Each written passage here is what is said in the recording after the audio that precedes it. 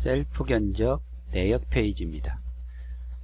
좌측 탭에 보면 견적 요청 내역이라는 페이지가 있고 우측에 셀프 견적 내역 페이지가 있습니다.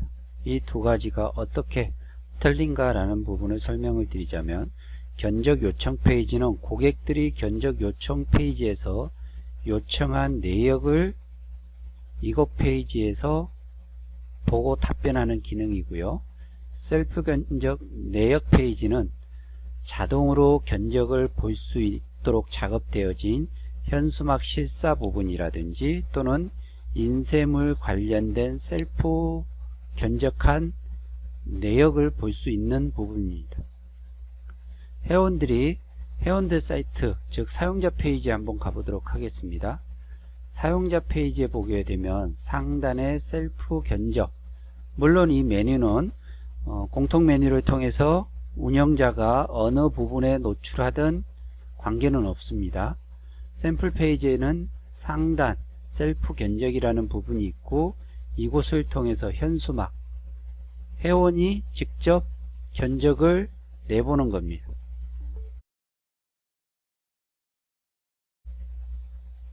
품목, 현수막, 사이즈 500에 90, 그 다음 고객 완성 데이터 제공, 출력 파일 작업 요청 등등 이러한 것들로 인해서 후가공은 어떤 걸로 해달라, 또는 배송비는 어떻게 해달라, 이렇게 하다 보면 자동 견적이 나타납니다. 그리고 이 부분까지 했을 때는 운영자 페이지 이곳 목록에 저장이 되지 않습니다. 다만 고객이 이곳을 선택한 다음에 견적서 보기를 클릭하는 순간 해당 셀프 견적한 내역 페이지는 이곳에 등록이 됩니다. 견적서 보기를 클릭해 보겠습니다.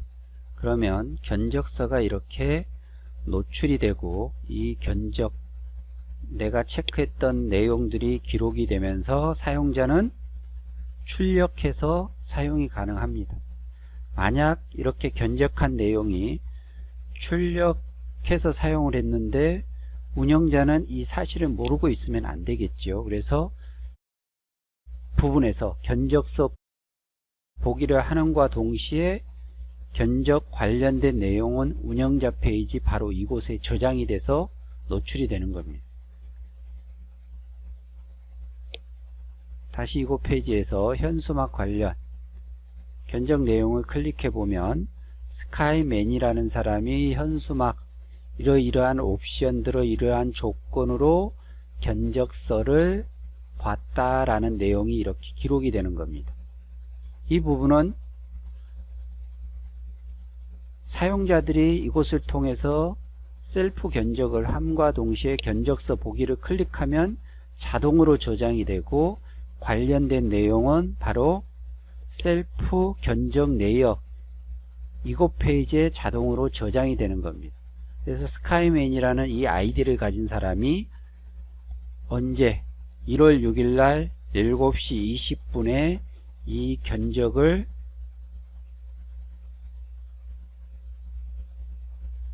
만들었다 또는 출력했다 라는 것을 확인할 수 있고, 이후 그분들이 견적을 언제 내봤는데 이렇게 내용이 나왔습니다 라고 얘기를 한다면 이곳을 통해서 해당 아이디를 검색하고 관련된 내용 또는 견적 번호를 불러달라 하고 견적된 내용을 이곳에 점검을 해보게 되면 시간이 지났다 할지라도 이 견적 내용이 참인지 거짓인지 알 수 있을 것이라 생각이 됩니다.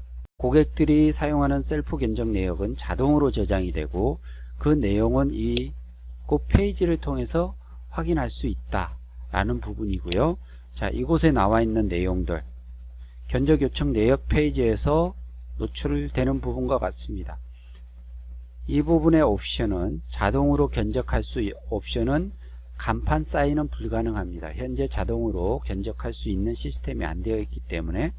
그러나 현수막과 인쇄물은 자동 견적 시스템이 되어 있어서 굳이 전화로 물어보지 않아도 일반 고객들이 자동으로 견적 내 볼 수 있기 때문에 가능한 거고요.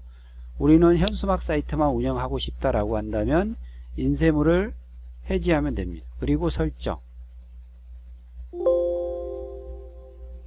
한 다음에 사용자 페이지에서 확인을 하게 되면 셀프 견적 페이지에 현수막 실사 관련된 옵션만 나와서 현수막 관련된 견적만 가능한 겁니다. 우리 회사에서는 인쇄물도 한다 또는 인쇄물만 한다 라고 했을 때 이 부분을 옵션의 체크를 어떻게 하는가에 따라서 두 개가 같이 나올 수도 있고 한 개의 옵션만 노출이 될 수도 있는 겁니다.